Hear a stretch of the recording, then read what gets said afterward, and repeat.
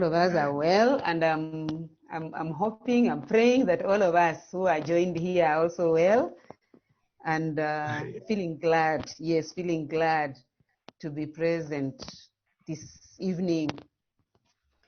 Just thinking about what we do every day, and maybe that will constitute a lot of what we'll be having. So just to give us a preview of what we will be doing as we keep waiting for the others, we will do a lot of interactive sessions. So I will not be giving any lectures. I want us to interact as much as is possible amongst ourselves. So that means when we will, perhaps when we will ask a question and you would want to respond, then you will unmute yourself and let all of us hear, and then we can be able to mute. I see you people are disciplined. I have been in meetings where everybody's on, the noise is all over, but I can see you are muted. So when you would want to give a response, yes, that is real discipline. When you would want to give a response over anything, then you will actually unmute yourself. Then at one time, I may ask the host to allow me to share a screen, if it will be possible. But if it will be difficult, we still can continue that way. So it is mainly or basically the very mundane things, you know. Bible says, actually, what is that really spoils the vines? You know, we are just going to discuss the very mundane things, our very lifestyles, the kind of things that we always maybe get to interact with daily, and realize how they could be shaping you, you know, especially given our current let me say, age bracket, and how they could be shaping you, catapulting you to the next season in life. Bwana asifiwe sana. So number one, it is not going to be a lecture. Number two, it's not going to be a preaching. Okay. It's just going to be a discussion, you know, because you also once in a while want to get things in a very different way. We don't want to look like somebody is sitting there and preaching to us and quoting this. We will refer to scripture here and there, but just for our own interaction and discussion. Why? Because for us as we are, scripture forms our basis for behavior. Okay, our basis for behavior. So we're just talking as I'm looking at our participants. I see we have now become 8. Okay, somebody else has joined. I can see they're doing well. So, okay. Yeah, so basically, I want us to be very relaxed and very free to share. At one time, I'll be asking us to share your experiences. Please just be, you know, remember that our topic is on honesty. Yeah? So just be honest to share your experience and tell us when you ended up with an egg on your face, you know, and that will really be able to help us so that we learn and go on, because every experience is a learning experience. So Pastor, I can see we are almost 10. Meanwhile, I think colleagues are allowed. You can be able to greet one another on the chat, unless you have been meeting. Ask each other how you are doing. I can see only one person has chatted, and somebody was asking for permission to record. I thought we would have begun recording when we begin in earnest. We are just still talking. Now recording. we are just still, you know what we say, cooling off. Huh? That's what we are doing, cooling off, and breaking the ice. So I'll do now. So when you feel we can begin, then let me just know. We are 12. Can see oh, Doc, about how many? It's okay to begin. I think so. Aye. Yeah. Okay. That's good. So our topic is, as has been given, honesty for liberation. I remember when Rev was asking, is there, choose a topic of your own, of your choice, make a choice of a topic you'd want to discuss with. And I was really led to think about how many times, remember that most of the things I'll be doing based on my background, okay? Like I interact a lot with young people and I see a lot of things, and a lot of the things that I see really touch on, whether, how honest their lives are. Many times some come to the office, somebody talks, and I look at them and I say, why don't you just be honest? And you see, then I realize actually they are, then they are even shocked that I am able to discern that they are lying. And so I tell them, just be honest if you want support, to be helped. And that is where I'm coming from, because if we can be able to have this completely injected in us and we live a very honest life, that is what my desire is for all of us. And honesty for liberation. Like when you're honest, you find life is very easy. I don't know. For me, that is how I always feel. Because if you hurt me, I'll tell you, and I'll not feel guilty. I don't feel bad that I'm telling you. It's just that some people say, hey, madam, you are too open or don't. And I'm like, you see, what is the best way? Tell somebody or talk about them later. You see that? And I was just, thinking about what was happening. One time I was in the office and my exam officer was shouting from the other office, he was supposed to be serving my students. We're just talking before we begin. So I thought, this is not good. So I stood and I went, I just beckoned him. And then when he came to the office, I said, you know what? Stop shouting at those students. Students can gang up and do anything to you. Just serve them. So he got so shocked. He's like, hi, madam, at least you are able to tell me. Because I could get and students were making a lot of noise and he was also shouting. So there was like competition. So at least I was honest just to tell the individual.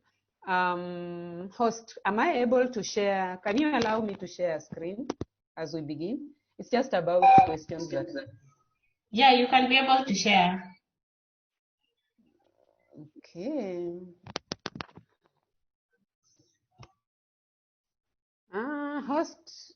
Host disabled participant screen sharing. Allow me to share the screen because I'm here as a participant.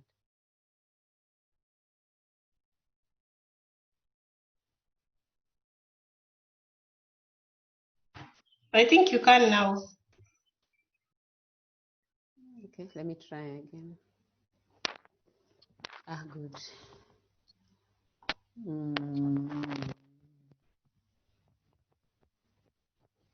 I just try to see if I can share. Just 1 minute.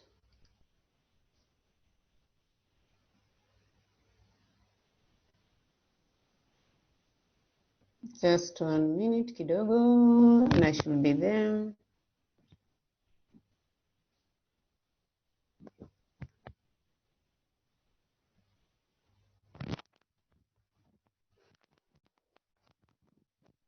Can we see that? Okay, are we able to see? Hello? We are. Great. You are able to see? So I have those interactive questions. Number 1 is, what is honesty? We will dwell on that a little. What is liberation? Because our topic is honesty for liberation. And why do we need to be honest? And what are the key prerequisites for the first interactive questions? That is what we will look at. So if we go to the first question and we are asking, what is honesty? I am going to, will you want me to choose like the teacher, or people will be volunteering? Remember, our time is also rushing. So host, are we subscribed or do we go out and come back the way we always do in some funny when our time is over. I'm not the one who started the meeting. I think if it is a new person who actually registered for the meeting, then we are good to go, because it will go beyond 1 hour anyway. No problem. Even if it goes for 40 minutes as usual, you just log out and log back. Okay. So I want us to give just quick questions on that. Like I said, I don't want us to have notes or anything. I want us to interact with ourselves, with our conscience, with each other, and say, when we are saying somebody is honest, or what is honesty, I can begin by telling us, number one, that it's a fruit of the spirit. You know, when you are reading the fruit of the spirit in Galatians 5, from verse 22, we will see an aspect of faithfulness, and actually that touches on, because honesty is really large. Okay, how you present your life, how you interact with people, how, you know, is there lies in between? So what is honesty? Any trials before I can be able to just give something that we got? I think, or Alesta, I think honesty is yes, saying the truth, correct, stating the facts as they are. Correct. Stating facts as they are. Very good. So, in my search, in fact, I just tried to look around, because we have these small words which we rarely really think seriously about. But really, honesty is actually a facet of moral character. You see, it touches on our moral character. For you to be able to say the truth, it means you really have a moral character that actually somebody can be happy about. So it is a facet of moral character that connotes positive and virtuous attributes. Positive and virtuous attributes. Okay? And these attributes include integrity, truthfulness. Esther said, you know, being able to state just things, facts as they are, truthfulness, straightforwardness. Okay, don't, you know, not struggling to, just being straightforward, and it says including straightforwardness of conduct. Straightforwardness, not just of word only, but also of conduct, because that is all alone. And then along with absence of lying, absence of cheating. You know, those of us who deal with students, we know there is a difference between lying and cheating. When you are struggling, you can lie by talking, you can cheat by the kind of things that you are doing, although we use the words synonymously. You know, absence of theft. You see, if you found something that doesn't belong to you and you did not take it, you see, then you are honest, because nobody was seeing you. You still have taken it. You may have needed it, especially at times when you are very broke, you found some money and it was not yours, but you will still perhaps have taken it. So we are saying that honesty, number one, it's a facet of moral character. Okay? So if you are lacking on honesty, then we have a big question mark on your moral character. So let us be very careful on that.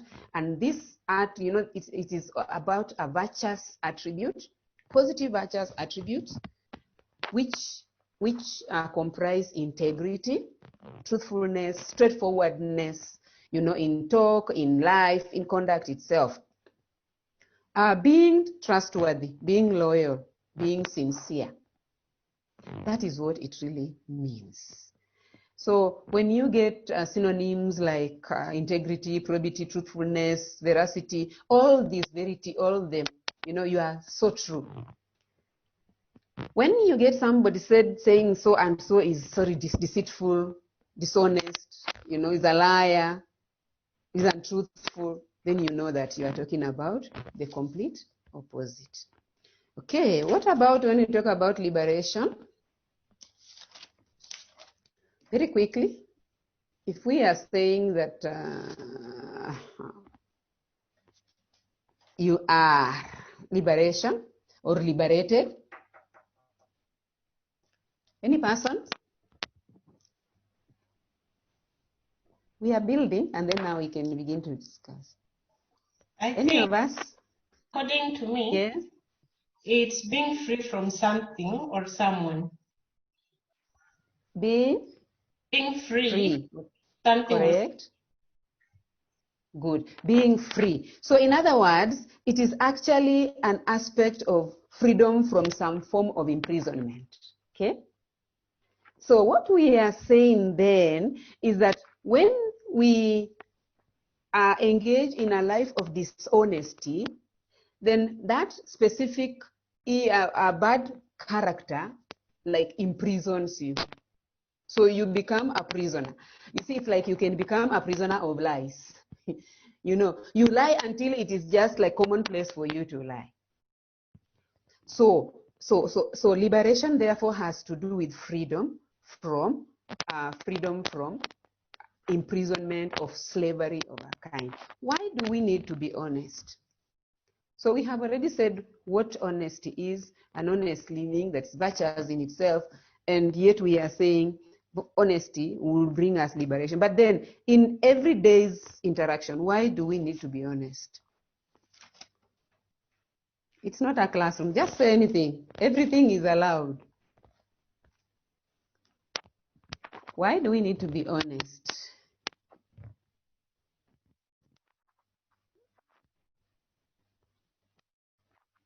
Imekuwa ngumu. Imagine when you are talking and somebody says, just be honest. Or can I say it the other way around? What is difficult, or what kind of murky waters might it get you to if you like are dishonest? Why do we need to be honest? Yes, who is speaking? If you are speaking, you are on mute so that we can hear.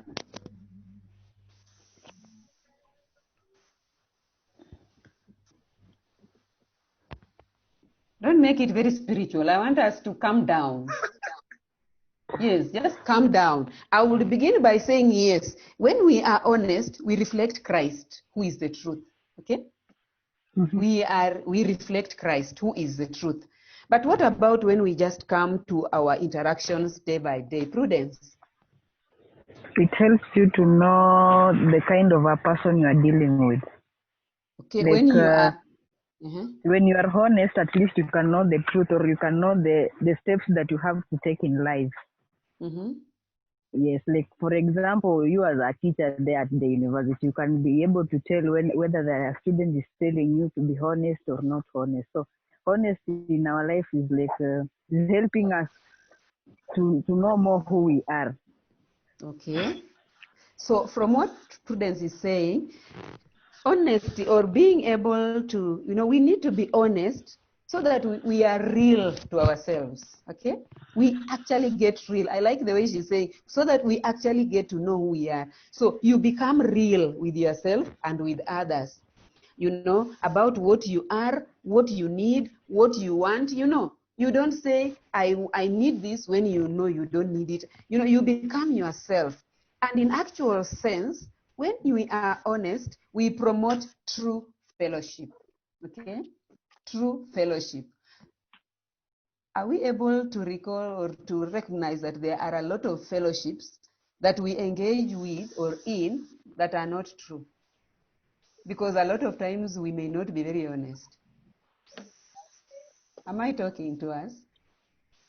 Yes. Yes. So you realize that when we are honest, we promote true fellowship, so that our fellowship is not fake. And that is where I want, as children of God, we have a lot of people, oh, you look nice, oh, you have it. And then when you cut a corner, you are saying something else. And I'm like, no, that is not what we are. Okay? So being honest will promote openness. Okay? You will become open. You will be empowered. Empowerment is such a vast word. You will be empowered, and it will enable us to be very consistent. Okay? Consistency with our facts. That is a very good reason why we need to be honest. You will be consistent Okay, you will engage in true fellowship. You will reflect Christ. Okay, you will be real. That is, you will be yourself. And did you know that it is easier to tell the truth or to be truthful than to consistently tell a lie? Especially when you are a liar. So you tell me one thing, you tell somebody else, and sometimes we are so oblivious that even these two people are also communicating. So when we tell you later on to restate the facts, you cannot be able to recall exactly as they were. So I normally tell people it's easier to tell the truth. You know, the enemy will tell you it's easier to concoct a lie. But do you know that it's very difficult to sustain a lie? Because the lie has to continue to be built. And remember, I am very historical. When you tell me something this year, next year you tell me something else, I say, but I think you told me this. So which means when you told me the truth, the facts remain. When you say a lie, you will really struggle to recall the lie, especially if you have told several people. You see what that, and that is what I'm saying. So when you are truthful, you always tend to respond in the same way. Okay.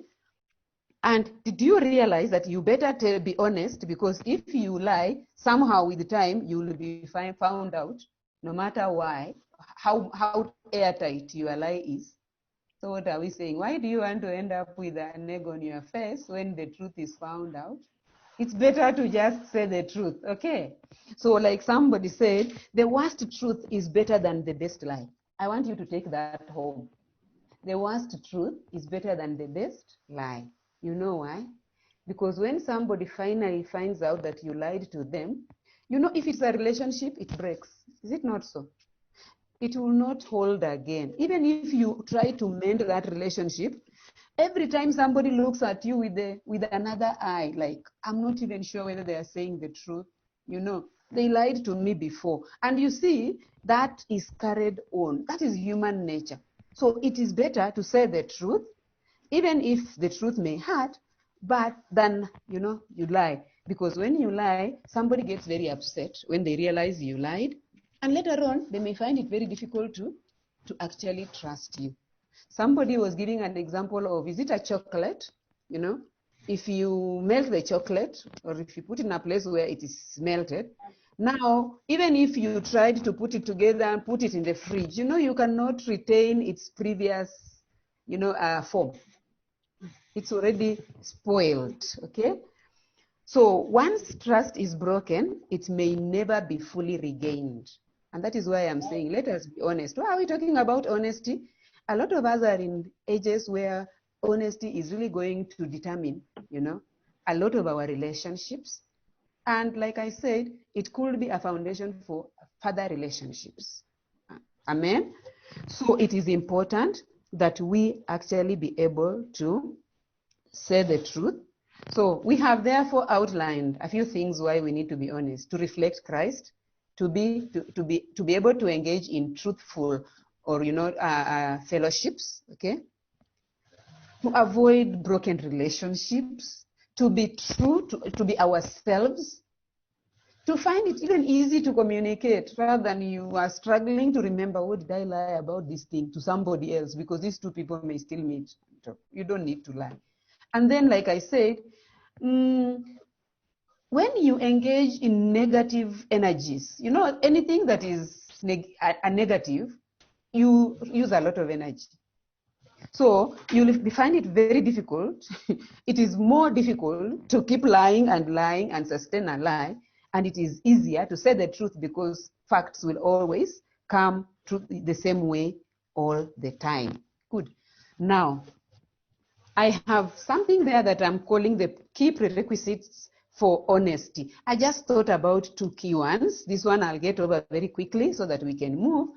That for you to be honest in, you know, in your words, in your lives, there are two things that really must stand out.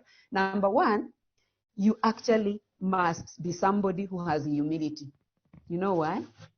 You know, humility entails accepting your inadequacy, your failures, you know, to measure up. And, you know, this is exactly what led us to accept Christ. We realize that on our own we cannot. So before you can be able to accept somebody else and say, yes, this one is better than me, then it means you must be humble. Okay? You must be humble and accept that you are not measuring up, you are not able, and that is what brought us to the cross. Praise the Lord. So we actually get, yes, we actually need humility to be honest. Humility, so that you are not looking at yourself and saying, people will laugh at me, people will do this. No, you know, you need humility, number one, then you need courage. The two work together. You need courage. Do you know that there are some people who may not be able to tell the truth just because they were not able or they were not willing to face what will come out of the truth? You know? Yes. You are found, maybe you took somebody something, and somebody comes around and says, who took this? And because you don't want anybody else to, you know, you don't want to feel embarrassed. You know, this ego in us, you know. I have a colleague who has been like, you know, when you point out that I don't think what you are doing is right, they misinterpret it. You know, this big man syndrome. You must get to a point where if you want to continue to learn, to continue to get the best out of life, then you really must be humble, but then you must also be courageous to say, it is me, it is I did it the wrong way. I think we can be able to mend it. Those are the two. So those two always work together. And when I said when we are humble, it is this humility that took us to the cross, okay? And the acceptance that we cannot be able to do it on our own. If we refer to 1 John chapter 1, verse 8, you know, I think you can just be able to go over quickly. It talks about if we say that we have no sin, we lie. You see that? We lie. And for somebody, a big person, to come and say, I am a sinner, you know, it takes humbleness. It takes humility. Okay? So even with Christ, we ought to realize that for us to be honest, we must be able to reflect humility. It takes humility for us to accept that actually we are wrong. It takes courage for us to accept that we are wrong. And, you know, this is the right thing that we ought perhaps to have said. Let me just read one verse here as we continue in Romans chapter 3, verse 10. And this is what it says. Romans chapter 3, verse 10. It says, there is no one righteous. No, not one. Just no one righteous. No, not one. You know what that means? It's the accepting that we are not righteous. But yet, we are the righteousness of God by Christ. Okay? By Christ. So it is Christ that has made us righteous. But when you think that I'm righteous on my own, you lie. So we go back to 1 John. Okay? So we need to be humble, number one, to accept, and then we need to be courageous so that we are not afraid of what you are accepting to have not done the right thing may mean. Okay? So basically, personal experiences. Remember, we are still pursuing the concept of honesty, and we are asking ourselves. We have said you need to be humble and you need to be courageous. You know, courage, accepting that you do not know, for example, or you did not do the right thing again. So, are we able to share experiences of the times you have been dishonest? Here we are, back to you. Let me see people who are hiding. I want somebody to own up, to say and give us an experience. Maybe they didn't say the right. Yes. I have an experience. Yes. It was in an interview. I went to do an interview for a job. Yes. And they needed someone with a particular skill which I did not have. So I had to say that I have it just to get the job. Mm-hmm. Yeah. Then while on the job, I had to like quickly learn the skill while on the job. yeah, so I lied about having a particular skill and the, use the lie to get a job. And I had to really struggle actually working. Really had to struggle working. And actually, my boss noticed that I wasn't as competent as I claimed to be. Yeah, so yeah, that is it. Thank you very much. Thank you for being honest. You see, and then when you look at it back, you are like, perhaps if they asked me about this skill, I would have said I am willing to learn. You see that? So that when you get onto the job, Yeah, they true. don't push you too much. They give you an opportunity to learn. But it is good True. that for you, it actually became a learning point, because like Brother Osunga is saying, what happened is that he had now to work extra hard, you see. Then I can imagine at that time you are even reeling in shame that you had lied, you see.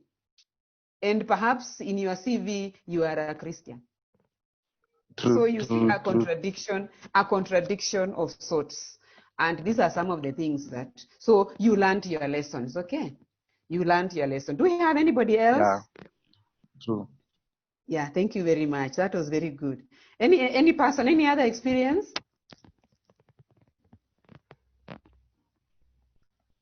These other people are not, they have not lied.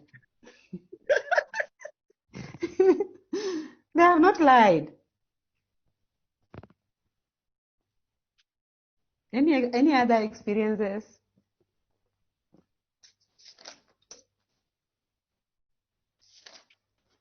So other people's have. So what we are saying is that a lot of times when you lie, like we had said, whether you like it or not, the lie will be found out. Okay, even if you had made it airtight. Now, normally when that happens, you feel deflated. You feel like you have ended up with an egg on your face. It is not a good feeling. And people will be like, I thought he is Christian. I thought, especially those who are not Christians, they really know how to look out for people who are Christians and to look for the mistakes that Christians make. They even forget that you are also human. Occasionally you may fall.